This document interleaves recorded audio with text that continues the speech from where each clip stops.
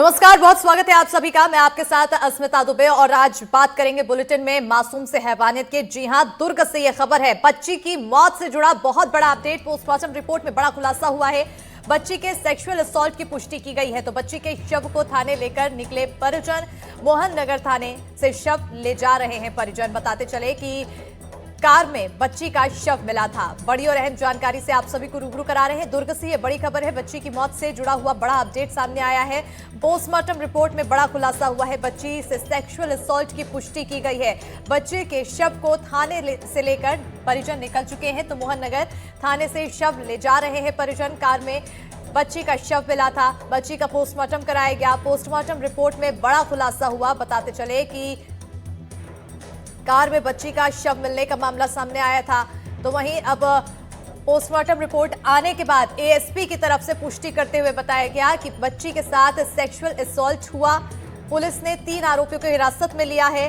कई संदिग्धों से पूछताछ जारी है। तो दुर्ग में कार में बच्ची के साथ बच्ची का शव मिलने का मामला सामने आया, जिसमें बड़ा खुलासा हुआ।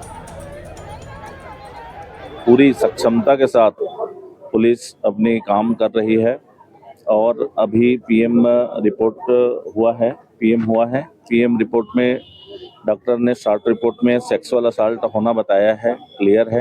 आज ऑफ डेट को एफएसएल की रिपोर्ट आने के बाद डिटेलिंग की जाएगी और 3 संदेही आरोपियों को हिरासत में लिया गया है और जल्द ही इस मामले के तह तक हम पहुंच जाएंगे। बहुत सारी चीज़ें क्लियर है, कुछ चीज़ें हैं जो फोरेंसिक लैब से क्लियर होगी, इस कारण से इसमें डिले हो रहा है। अदरवाइज पूरी संजीदगी के साथ दुर्ग पुलिस इस केस को सॉल्व करने में जुटी हुई है और निश्चित रूप से जो भी दोषी होगा वो बख्शा नहीं जाएगा। और इसी पर ज्यादा जानकारी के साथ ग्राफिक्स के जरिए हम समझेंगे कि आखिर कैसे बर्बरता हुई। बच्ची से बर्बरता पर पुलिस की तरफ से क्या कुछ कहा गया, तमाम चीजें डिटेल में आपको दिखाएंगे ग्राफिक्स के जरिए। दुर्ग में बर्बरता अब तक क्या क्या हुआ। तो पुलिस ने शव को दुर्ग से बरामद किया। कल शाम बच्ची के गुम होने की यहां पर जानकारी सामने आई थी। तो वहीं बताते चले कि घर नहीं लौटी तो पुलिस में शिकायत की गई। शाम को पास खड़ी कार में शव मिला और कार लॉक थी। युवक ने ही दरवाजा भी खोला। ऐसे में युवक को हिरासत में लेकर पूछताछ की गई है। तो ये मामला सामने आया है। डॉक्टरों ने इलेक्ट्रिक शॉक से मौत की बात बताई। पुलिस ने रेप की पुष्टि की और बताया जा रहा है कि बच्चियों के साथ कन्या भोज में गई थी ये बच्ची। दिन भर तलाश के बावजूद बच्ची का पता नहीं चला था। इसी पर ज्यादा जानकारी के साथ सहयोगी नीलेश त्रिपाठी जुड़ चुके हैं। सीधा रुख करेंगे हमारे सहयोगी की और। नीलेश, सबसे पहले तो इस पूरे मामले में डिटेल और अभी लोगों का आक्रोश कितना?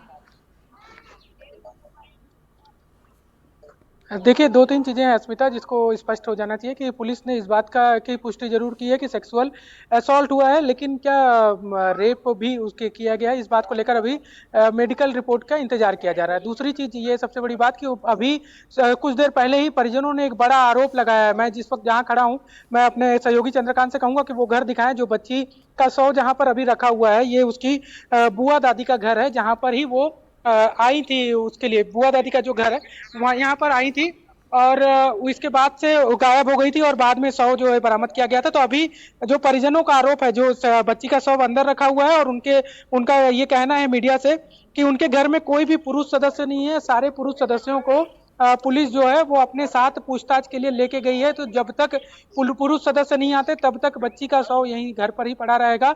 और अगर इसमें ज्यादा देर होती है, क्योंकि संदेही के तौर पर घर के ही कई लोगों को पुलिस जो है वो पूछताछ उनसे कर रही है, तो अगर ज्यादा देर होता है तो फिर से वो शव को थाने लेकर जाएंगे। ये परिजनों के जो यहाँ महिला सदस्य है घर का, उनका कहना है।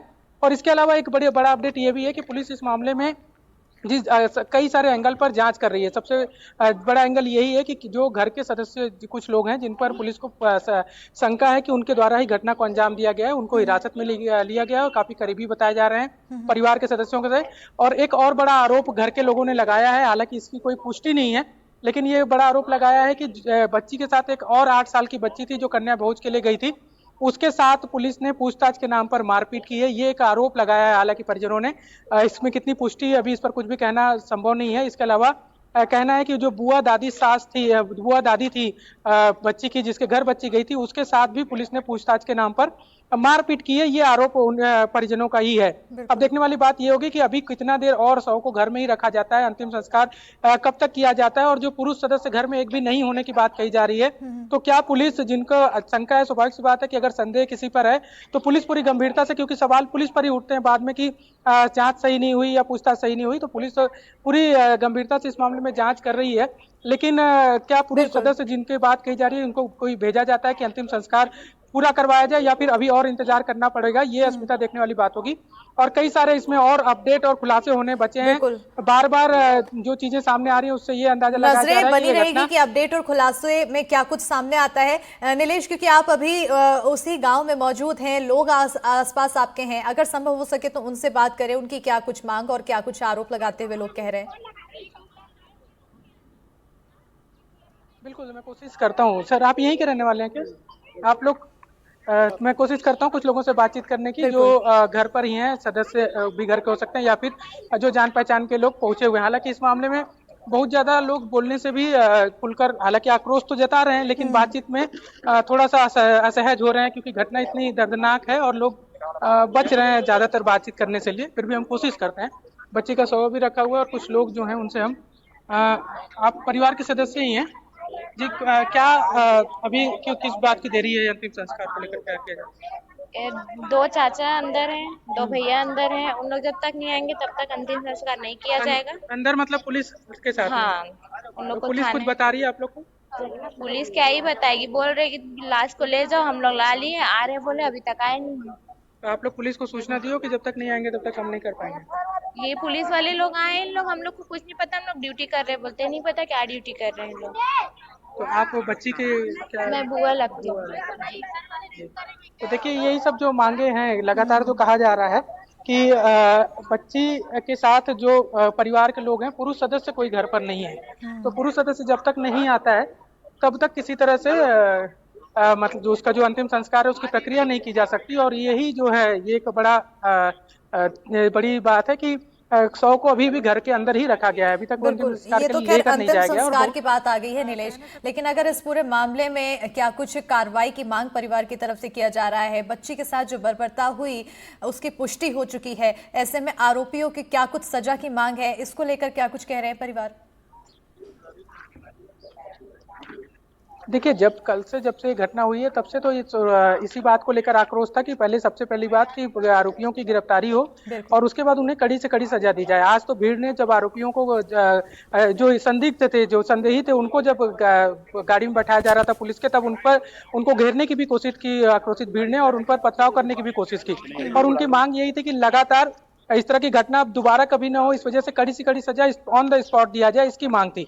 लेकिन पुलिस के जो नियम है, जो कानून है, उसके तहत ही कार्रवाई होती है। और जब घर के ही कुछ लोगों को इस मामले में संदेही के तौर पर लिया गया है और उनसे पूछताछ की जा रही है, तो अब घर वालों का यही कहना है कि घर के जो सदस्य हैं उनको पहले छोड़ा जाए, उनके साथ कोई बर्बरता न की जाए, क्योंकि उनके आरोप है कि जो बुआ दादी थी उनके साथ भी मारपीट की गई है। घर में एक और बच्ची थी, उसके साथ भी पुलिस ने मारपीट की है, ऐसा आरोप लगाया जा रहा है। तो अभी घर के लोगों का ये कहना है कि जो पुरुष सदस्य हैं उनको किसी भी तरह से घर भेजा जाए, ताकि अंतिम संस्कार की प्रक्रिया किया जाए। और अगर नहीं किया करते हैं, जल्दी ये चीजें नहीं होती, तो वापस जो शव को वो थाने लेकर जाएंगे, ऐसा कहना है। बाकी लोगों का तो यही मांग है, लोगों की यही मांग है कि कड़ी से कड़ी सजा हो, जो भी आरोपी हैं उनको सख्त से सख्त सजा दी जाए, और जो सही आरोपी हैं, जो वाकई आरोपी हैं, उनको ही गिरफ्तार किया जाए, ये मांग है लोगों की। अगर पुलिस की कार्रवाई देखें तो आखिर पुलिस कितनी जल्दी यहाँ पर कार्रवाई करती हुई नजर आ रही है?